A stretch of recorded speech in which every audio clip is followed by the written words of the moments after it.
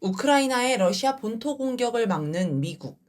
지난 13일 키어 스타머 영국 총리가 미국으로 날아가 조 바이든 미국 대통령과 정상회담을 했습니다. 영국이 우크라이나에 제공한 공대지 순항미사일 스톰 섀도를 러시아 영내 공격에 쓸 수 있도록 설득하는 게 목적이었습니다. 우크라이나 전쟁이 새로운 단계로 넘어갈 수 있는 사안이라 세계가 주목했는데 회담 결과 미국이 영국의 요구를 거절한 듯합니다. 사거리가 560km인 스톰 섀도를 우크라이나 북부 국경에서 발사하면 모스크바까지 날아갈 수 있습니다. 다만 영국은 우크라이나의 사거리를 250km로 제한한 수출용을 제공했으며 러시아 본토가 아닌 우크라이나 영토 안에만 사용하도록 조건을 걸었습니다.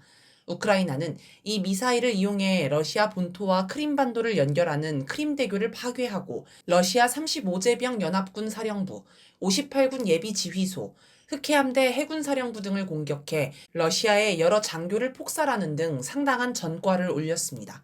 특히 지난해 9월 20일 흑해함대 해군사령부 공격에는 스톰 섀도 8발을 발사해 러시아 측이 5발을 요격했으나 나머지 3발이 사령부 건물에 명중했다고 합니다. 볼로디미르 젤렌스키 우크라이나 대통령은 이처럼 유용한 스톰 섀도로 러시아 본토 깊숙이 공격할 수 있도록 허용해달라고 오래전부터 요청했습니다. 그리고 유럽의 여러 나라도 젤렌스키 대통령의 요청을 수용해야 한다고 주장했습니다. 지난 5월 24일 옌스 스톨텐베르그 나토 사무총장은 영국 시사주간지 이코노미스트와 대담해서 우크라이나에 지원하는 무기 사용에 대한 일부 제한을 해제해야 할지 숙고할 때가 왔다라고 했습니다.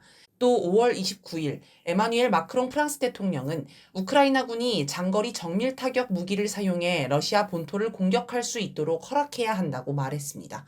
5월 31일 한케 브라윈스 슬롯 네덜란드 당시 외무부 장관도 네덜란드가 우크라이나에 넘겨준 F-16 전투기로 러시아 본토를 공격할 수 있게 되기를 바란다고 말했습니다. 이런 분위기에 힘을 얻은 젤렌스키는 7월 15일 기자회견에서 일부 장거리 무기 사용에 관한 긍정적 신호를 받기 시작했다라면서 만일 허락을 받지 못하더라도 우크라이나는 자체 무기를 사용해 러시아를 타격할 것이라고 했습니다. 우크라이나는 무인기를 이용해 러시아 본토 깊숙이 공격하고 있었습니다. 마침내 바이든은 9월 10일 우크라이나가 미국이 제공한 장거리 미사일로 러시아 후방 깊숙이 타격하는 것을 승인할 것이냐는 질문에 현재 검토 중이라며 처음으로 긍정적인 반응을 보였습니다. 토니 블링컨 미 국무부 장관도 같은 날 영국에서 열린 기자회견에서 우크라이나의 미사일 사용 제한 해제 요청이 있으면 우리는 이를 들여다볼 것이라고 말했습니다. 미국의 태도가 바뀐 듯해지자 스타머 영국 총리가 불이 나게 미국에 건너갔습니다. 그러나 회담 결과 합의에 실패한 것으로 보입니다. 스타머는 바이든을 설득했냐는 기자 질문에 답을 피했습니다. 존 커비 백악관 국가안보회의 대변인은 정상회담에 앞선 브리핑에서 미국은 제한 조치를 바꿀 계획이 없다고 밝혔습니다. 사브리나 싱 미 국방부 부대변인은 19일 우리는 이 문제가 묘책이 아니라는 점을 분명히 해왔다라며 미사일 사용 제한을 해제한다고 전세를 뒤집을 수는 없다고 지적했습니다. 미국이 끝내 태도를 바꾸지 않자 유럽이 발끈했습니다.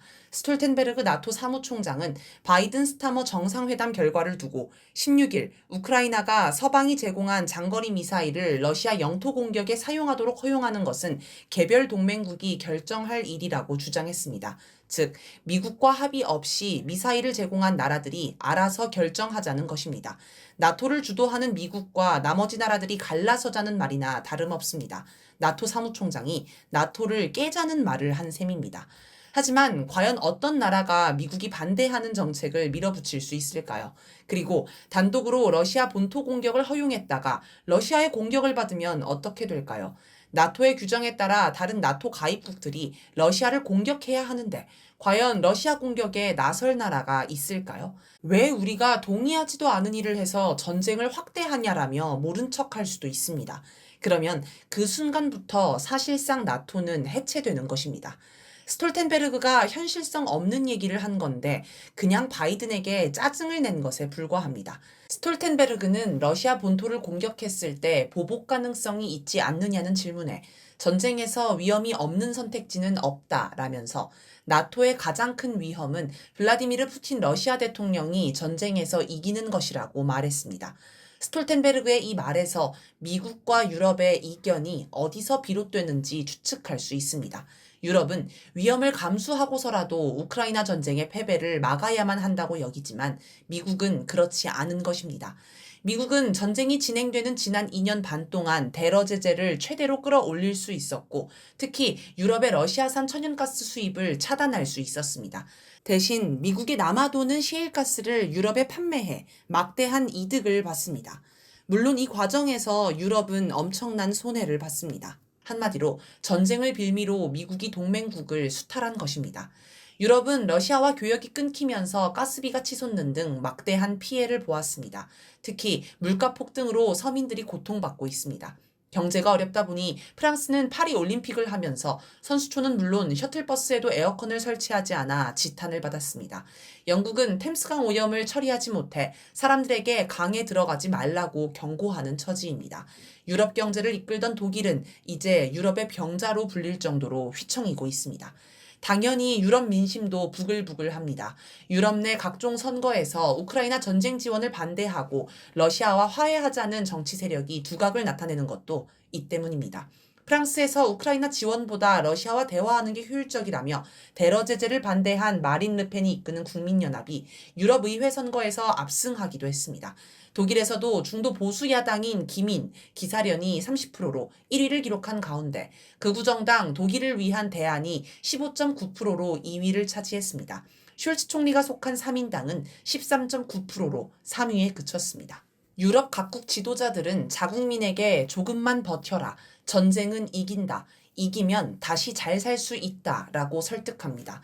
그러다 만약 전쟁에 지면 이들은 분노한 국민의 손에 이끌려 정치적 단두대에 서야 할 것입니다.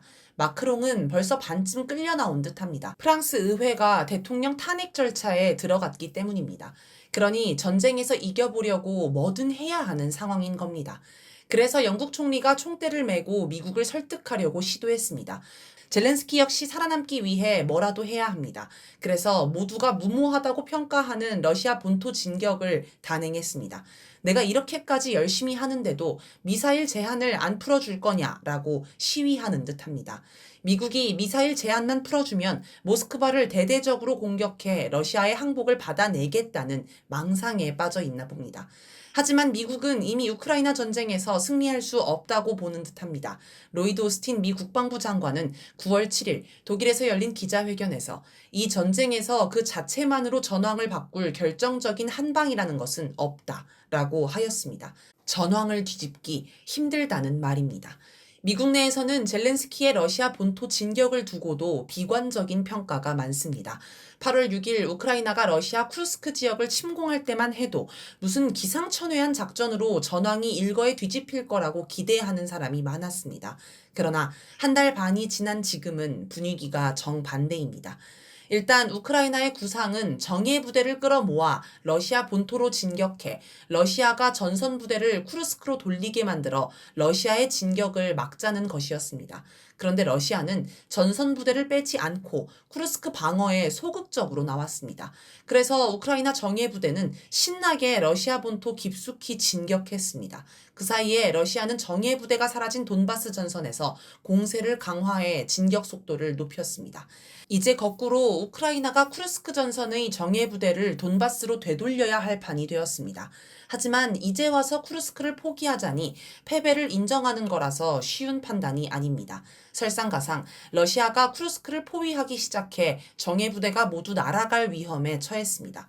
결과적으로 우크라이나의 구상대로 전황이 흘러가지 않았고 러시아가 우크라이나의 작전을 역으로 이용해 더 큰 승리를 거두게 되었습니다. 러시아의 전략이 먹혔다고 할 수 있습니다.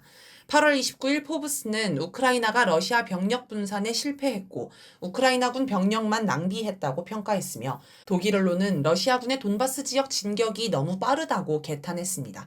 8월 30일 YTN은 군 전체가 붕괴 가능성, 러본토 노리던 우크라, 최전선 뚫릴 위기라는 보도를 통해 한 우크라이나 병사가 솔직히 이런 것은 본 적이 없다. 모든 것이 너무 빨리 무너지고 있다. 라고 X에 올린 글을 소개했습니다. 또 우크라이나 동부전선의 군인이자 언론인인 스타니슬라프 아세예프가 도네츠크주의 전략적 요충지 포크로우스크뿐만 아니라 이 지역의 군 전체가 무너질 수 있다라고 우려한 것도 소개했습니다.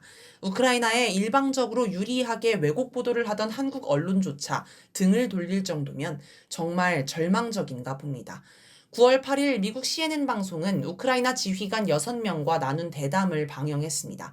그들은 탈영과 불복종이 전선에 만연해 있다라면서 올해 초 탈영병 등에 대한 군법 회부를 시작했는데 그 숫자가 무려 1만 9천 명에 달했다고 밝혔습니다. 또 전선의 군 장교들이 탈영병을 상부에 보고하지 않은 채 처벌하지 않을 테니 부대에 복귀하라고 설득하고 있습니다. 우크라이나는 탈영 초범일 때는 처벌을 하지 않도록 규정을 개정하는 고육책까지 썼다고 합니다.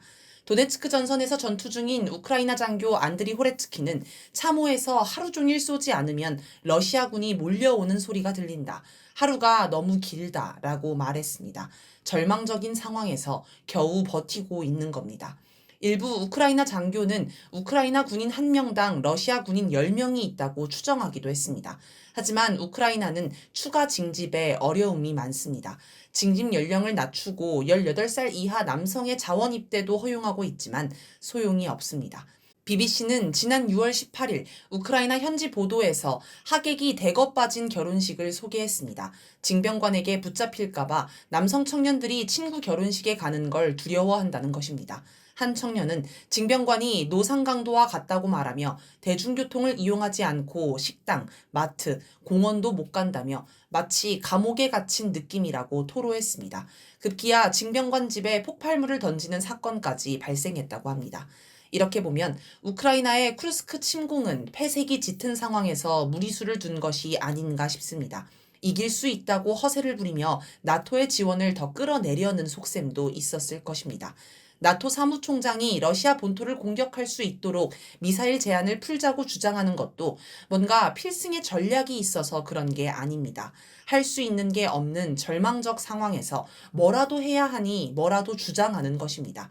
그나저나 미국은 대체 왜 나토 주요 동맹국들이 이 정도로 절박하게 요청하는 러시아 본토 공격 승인을 거부하는 걸까요?